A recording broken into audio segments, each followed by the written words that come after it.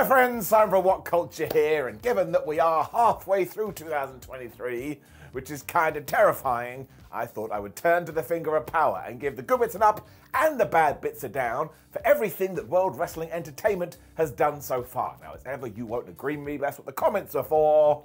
Let's up those downs. So the first one is absolutely obvious, but that's because it rocks so damn hard.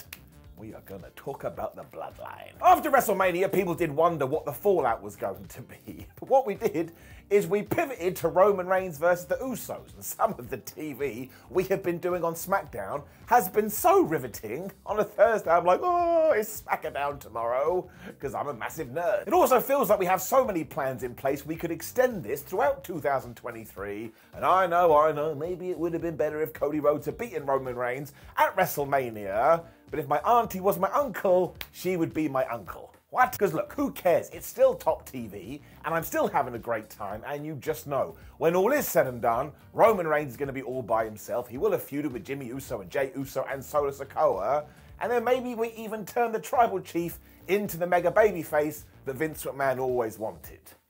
Kind of feels like we should have turned him heel years ago, but let's not worry about that. It doesn't just get an up, it gets a golden up.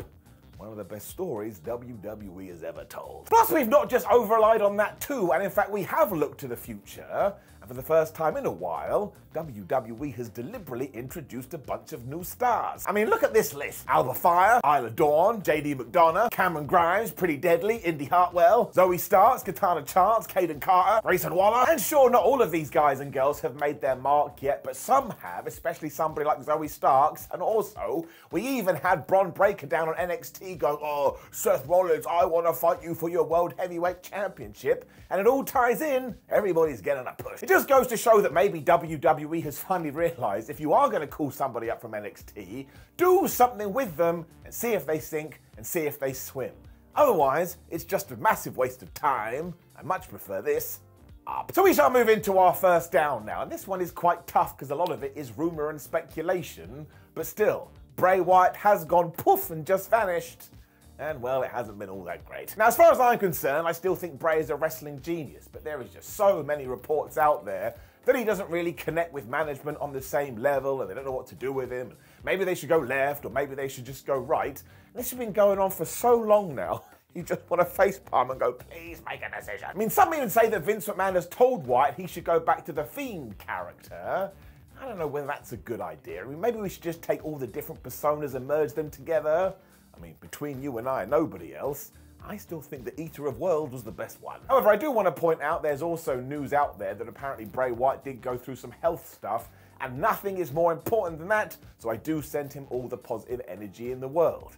I mean, wrestling is great and all, but it is just wrestling. So I'm going to keep my fingers crossed that Bray Wyatt is able to return to television soon and finally become the star he was always meant to be.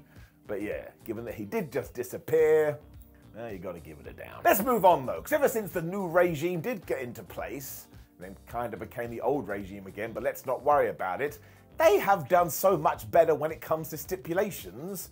I mean, look at something like Hell in a Cell. The match had become ridiculous because it did tie into a pay-per-view or premium live event, which meant you didn't have a blood feud that had to go down in Hell in a Cell.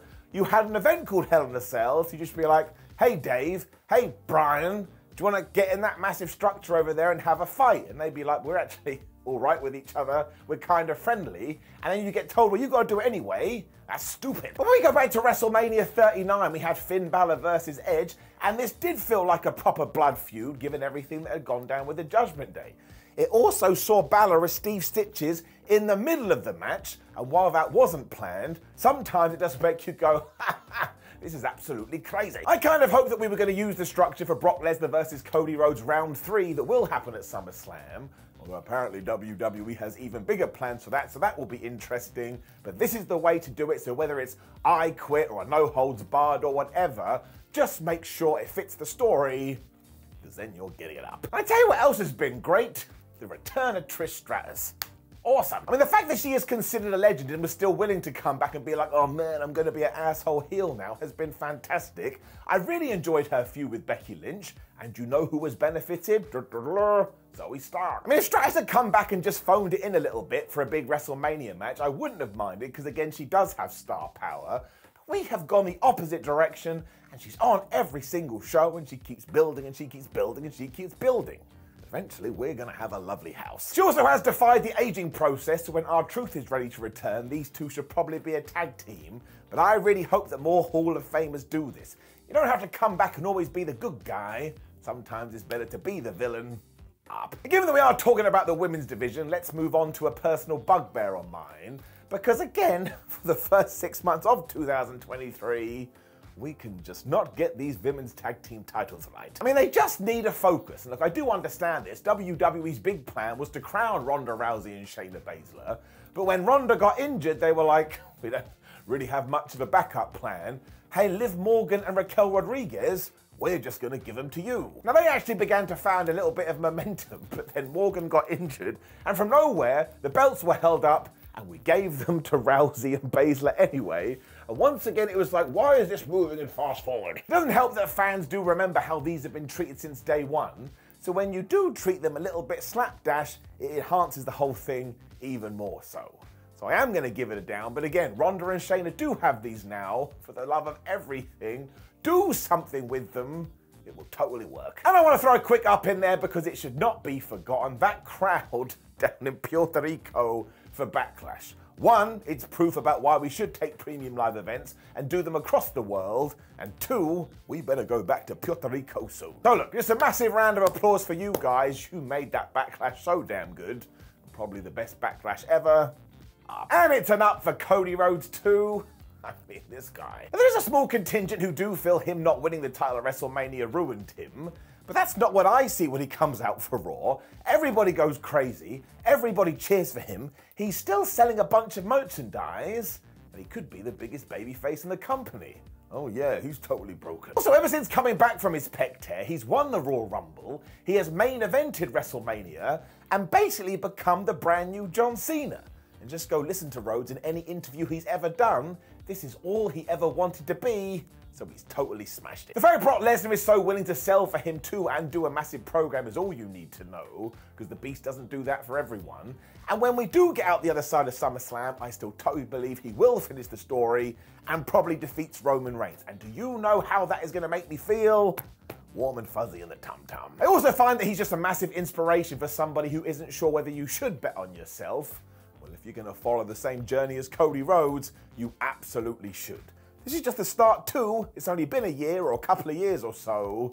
He absolutely gets it up. And it's the same for Gunther. I mean, that guy. Now, when you do stumble across this video in the future, he may now have been crowned the longest ever reigning Intercontinental Champion as he surpasses the Honky Tonk Man. And look, there ain't no argument as far as Simon Miller is concerned. WWE should pull the trigger on this. Because Gunther is just a different beast entirely, and ever since he's been called up from NXT, he has made such an impact, this could be one of the best promotions ever. And do not forget, there were rumours at the time that Vince McMahon didn't think much of the Ring General and was going to send him back to developmental. Thank Flubbins, that didn't happen. All of his matches have been excellent too, especially that 5-star classic at WrestleMania, when he, Drew McIntyre and Sheamus just went, we're gonna do some big men slapping man meat. And my gosh, did they slap some meat. He is on such a roll right now that if we decided that he should be the guy to defeat Roman Reigns, I wouldn't have a problem with it at all. And you could make him the Intercontinental Champion and the WWE Champion.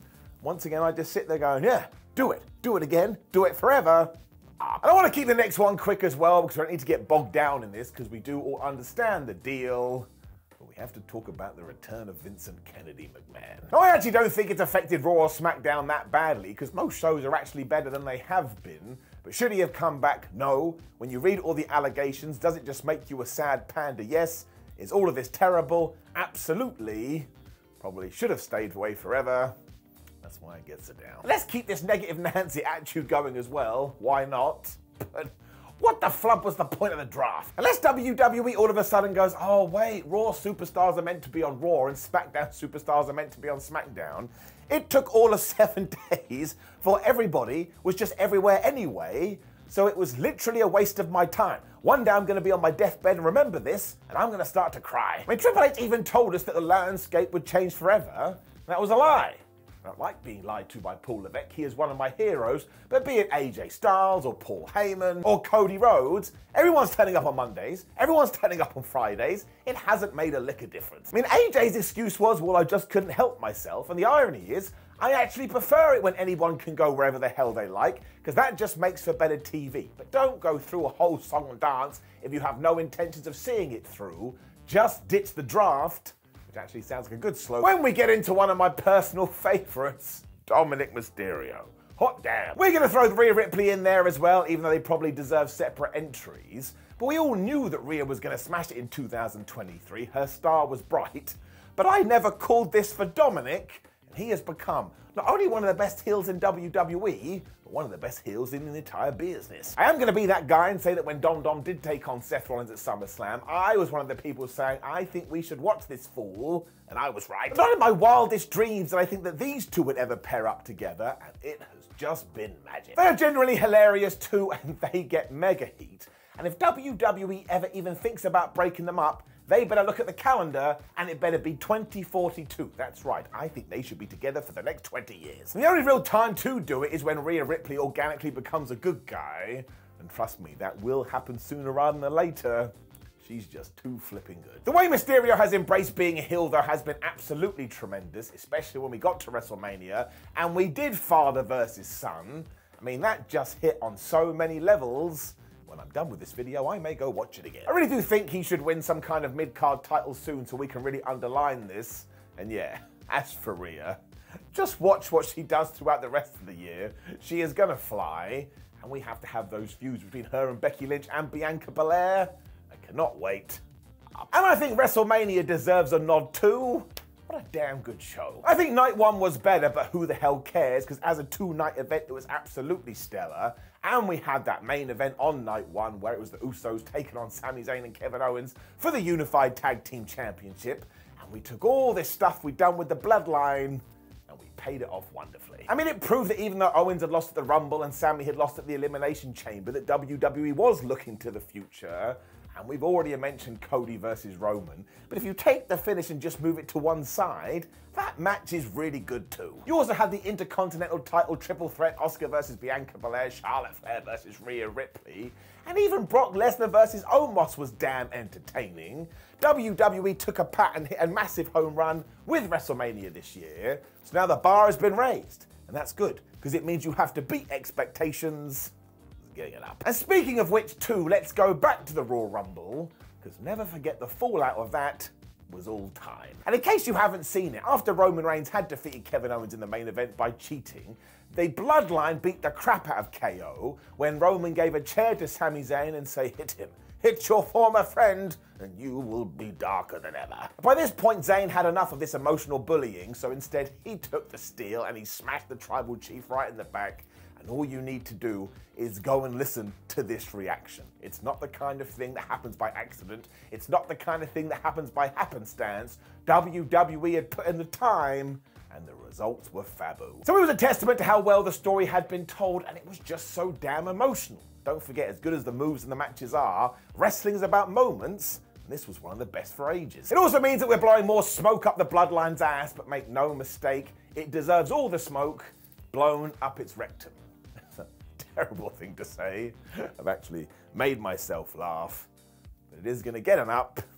I'm sorry. Now, of course, we have deliberately left a bunch of moments out because I want you to talk about them in the comments below. What does deserve a shout out? Make sure you do so. Like the video, share the video, and subscribe. Click the video on the screen, which will be ups and downs for AEW so far in 2023. Then you go to WhatCulture.com and keep up to date with all the latest wrestling news and What Culture WWE.